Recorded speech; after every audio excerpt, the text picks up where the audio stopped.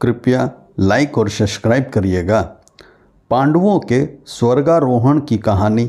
नगर के बाहर निकलते ही जब द्वारिका समुद्र में डूब गई तो यह दृश्य देखकर सभी को आश्चर्य हुआ। अर्जुन यदुवंश की स्त्रियों व द्वारका वासियों को लेकर तेजी से हस्तिनापुर की ओर चलने लगे। रास्ते में पंचनद देश में अर्जुन ने पड़ाव डाला। वहाँ रहने वाले लुटेरों ने जब देखा कि अर्जुन अकेले ही इतने बड़े जन समुदाय को लेकर जा रहे हैं तो धन के लालच में आकर उन्होंने उन पर हमला कर दिया। अर्जुन ने लुटेरों को चेतावनी दी, लेकिन फिर वे नहीं माने और लूटपाट करने लगे। तब अर्जुन ने अपने दिव्य अस्त्र शस्त्रों का स्मरण किया, लेकिन उनकी स्मरण शक्ति लुप्त हो गई। अर्जुन ने देखा कि कुछ ही देर में उनकी तरकश के सभी बाण भी समाप्त हो गए। तब अर्जुन बिना शस्त्र से ही लुटेरों से युद्ध करने लगे, लेकिन देखते ही देखते लुटेरे बहुत सा धन और स्त्रियों को लेकर भाग गए। अस्त्रों का ज्ञान लुप्त हो गया, धनुष पर काबू नहीं चलता था, अक्षय बाण भी समाप्त हो गए। यह देखकर अर्जुन को बहुत दुख हुआ। जैसे तैसे अर्जुन यदुवंश की बची हुई स्त्रियों व बच्चों को लेकर कुरुक्षेत्र पहुँचे। यहाँ आकर अर्जुन ने वज्र को इंद्रप्रस्थ का राजा बना दिया। रुक्मणी, सेव्या, हेमवती तथा जामवंती आदि रानियां अग्नि में प्रवेश कर गई। शेष वन में तपस्या के लिए चली गई। बूढ़ों, बालकों व अन्य स्त्रियों को अर्जुन ने इंद्रप्रस्थ में रहने के लिए कहा। महर्षि वेदव्यास ने दिया था पांडवों को परलोक जाने का विचार। वज्र को इंद्रप्रस्थ का राजा बनाने के बाद अर्जुन महर्षि वेदव्यास के आश्रम पहुँचे। यहाँ आकर अर्जुन ने महर्षि वेदव्यास को बताया कि श्री कृष्ण बलराम सहित सारे यदुवंशी समाप्त हो चुके हैं। तब महर्षि ने कहा कि यह सब इसी प्रकार होना था, इसलिए इसके लिए शोक नहीं करना चाहिए। तब अर्जुन ने यह भी बताया कि किस प्रकार साधारण लुटेरे उनके सामने यदुवंश की स्त्रियों को हर कर ले गए और वे कुछ भी न कर सके। अर्जुन की बात सुनकर महर्षि वेदव्यास ने कहा कि वे दिव्य अस्त्र जिस उद्देश्य से तुमने प्राप्त किए थे वह पूरा हो गया, अतः ये पुनः अपने स्थानों पर चले गए। महर्षि ने अर्जुन से यह भी कहा कि तुम लोगों ने अपना कर्तव्य पूर्ण कर लिया है, अतः अब तुम्हारे परलोक गमन का समय आ गया है और यही तुम्हारे लिए श्रेष्ठ भी है। महर्षि वेदव्यास की बात सुनकर अर्जुन उनकी आज्ञा से हस्तिनापुर आए और उन्होंने पूरी बात महाराज युधिष्ठिर को बता दी। युधिष्ठिर ने परीक्षित को बनाया हस्तिनापुर का राजा। यदुवंशियों के नाश की बात जानकर युधिष्ठिर को बहुत दुख हुआ। महर्षि वेदव्यास की बात मानकर द्रौपदी सहित पांडवों ने राजपाट त्याग कर परलोक जाने का निश्चय किया। युधिष्ठिर ने युयुत्सु को बुलाकर उसे संपूर्ण राज्य की देखभाल का भार सौंप दिया और परीक्षित का राज्याभिषेक कर दिया गया।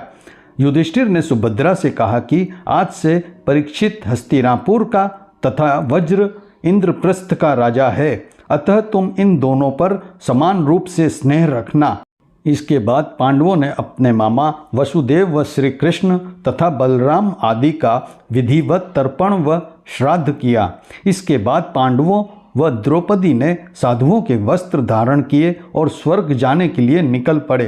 पांडवों के साथ साथ एक कुत्ता भी चलने लगा। अनेक तीर्थों, नदियों व समुद्रों की यात्रा करते करते पांडव आगे बढ़ने लगे। पांडव चलते चलते लाल सागर तक आ गए। अर्जुन ने लोभवश अपना गांडीव धनुष व अक्षय तरकशों का त्याग नहीं किया था।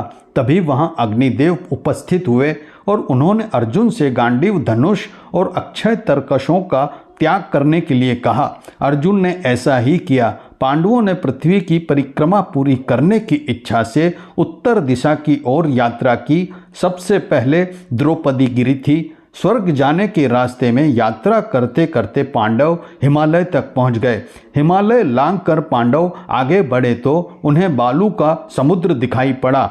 इसके बाद उन्होंने सुमेरु पर्वत के दर्शन किए। पांचों पांडव, द्रौपदी तथा वह कुत्ता भी तेजी से आगे चलने लगे। तभी द्रौपदी लड़खड़ाकर गिर पड़ी। द्रौपदी को गिरा देख भीम ने युधिष्ठिर से कहा कि द्रौपदी ने कभी कोई पाप नहीं किया, तो फिर ये क्या कारण है कि वह नीचे गिर पड़ी।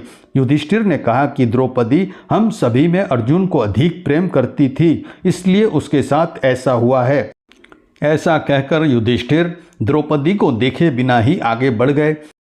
थोड़ी देर बाद सहदेव भी गिर पड़े।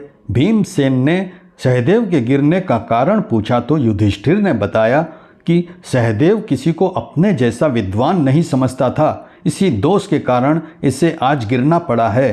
कुछ देर बाद नकुल भी गिर पड़े। भीम के पूछने पर युधिष्ठिर ने बताया कि नकुल को अपने रूप पर बहुत अभिमान था, इसलिए आज इसकी यह गति हुई है। थोड़ी देर बाद अर्जुन भी गिर पड़े। युधिष्ठिर ने भीमसेन को बताया कि अर्जुन को अपने पराक्रम पर अभिमान था। अर्जुन ने कहा था कि मैं एक ही दिन में शत्रुओं का नाश कर दूंगा, लेकिन ऐसा नहीं कर पाए। अपने अभिमान के कारण ही अर्जुन की आज यह हालत हुई है। ऐसा कहकर युधिष्ठिर आगे बढ़ गए। थोड़ा आगे चलने पर भीम भी गिर गए। जब भीम ने युधिष्ठिर से इसका कारण पूछा तो उन्होंने बताया कि तुम खाते बहुत थे और अपने बल का झूठा प्रदर्शन करते थे, इसलिए तुम्हें आज भूमि पर गिरना पड़ा है। यह कहकर युधिष्ठिर आगे चल दिए। केवल वह कुत्ता ही उनके साथ चलता रहा। कुत्ते को अपने साथ स्वर्ग ले जाना चाहते थे युधिष्ठिर। कुछ ही दूर चले थे कि उन्हें स्वर्ग ले जाने के लिए स्वयं देवराज इंद्र अपना रथ लेकर आ गए। तब युधिष्ठिर ने इंद्र से कहा कि मेरे भाई और द्रौपदी मार्ग में ही गिर पड़े हैं, वे भी हमारे साथ चलें, ऐसी व्यवस्था कीजिए। तब इंद्र ने कहा कि वे सभी पहले ही स्वर्ग पहुंच चुके हैं, वे शरीर त्याग कर स्वर्ग पहुँचे हैं और आप सशरीर स्वर्ग में जाएंगे। इंद्र की बात सुनकर युधिष्ठिर ने कहा कि यह कुत्ता मेरा परम भक्त है, इसलिए इसे भी मेरे साथ स्वर्ग जाने की आज्ञा दीजिए। लेकिन इंद्र ने ऐसा करने से मना कर दिया। काफ़ी देर समझाने पर भी जब युधिष्ठिर बिना कुत्ते के स्वर्ग जाने के लिए नहीं माने तो कुत्ते के रूप में यमराज अपने वास्तविक स्वरूप में आ गए। वह कुत्ता वास्तव में यमराज ही थे। युधिष्ठिर को अपने धर्म में स्थित देखकर यमराज बहुत प्रसन्न हुए। इसके बाद देवराज इंद्र युधिष्ठिर को अपने रथ में बिठाकर स्वर्ग ले गए। देवदूत नरक लेकर आया था युधिष्ठिर को। स्वर्ग जाकर युधिष्ठिर ने देखा कि वहाँ दुर्योधन एक दिव्य सिंहासन पर बैठा है, अन्य कोई वहाँ नहीं है। यह देखकर युधिष्ठिर ने देवताओं से कहा कि मेरे भाई तथा द्रौपदी जिस लोक में गए हैं, मैं भी उसी लोक में जाना चाहता हूँ। मुझे उनसे अधिक उत्तम लोक की कामना नहीं है।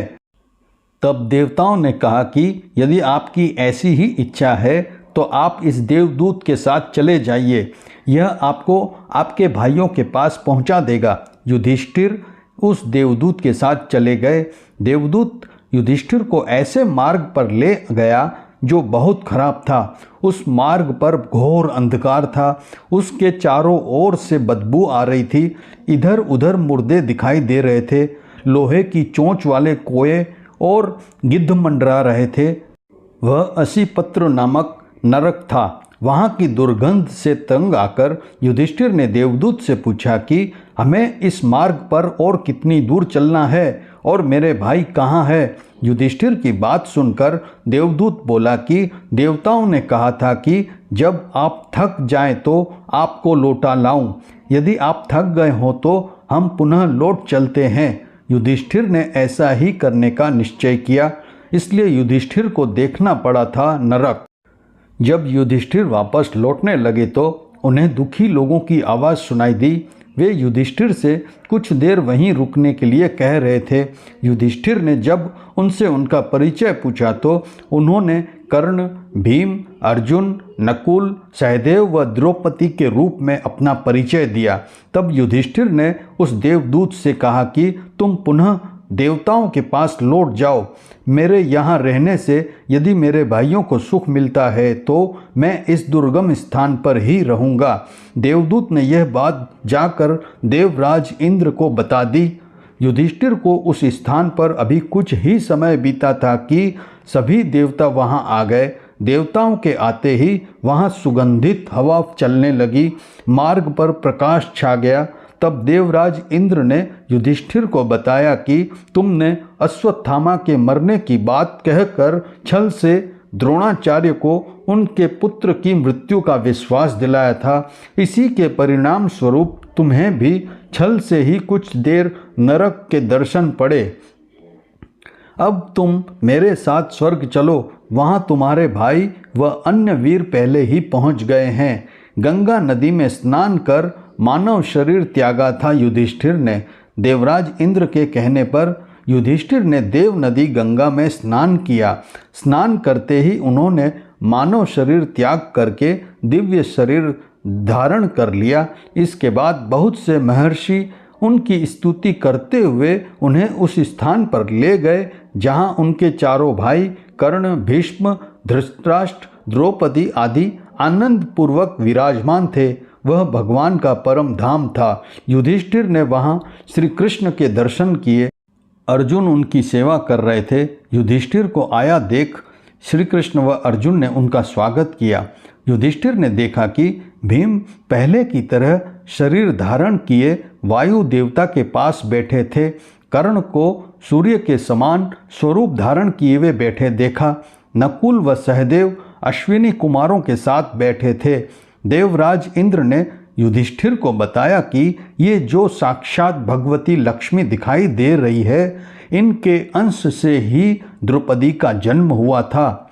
इसके बाद इंद्र ने महाभारत युद्ध में मारे गए सभी वीरों के बारे में युधिष्ठिर को विस्तार पूर्वक बताया। इस प्रकार युधिष्ठिर अपने भाइयों व अन्य संबंधियों को वहां देखकर बहुत प्रसन्न हुए। पांडवों के स्वर्गारोहण के इस प्रसंग के साथ ही महाभारत कथा समाप्त हो जाती है। आप लोगों का बहुत बहुत धन्यवाद। अगर ये कथा अच्छी लगी हो तो सब्सक्राइब करिएगा, लाइक और शेयर करिएगा। धन्यवाद। Thanks for watching.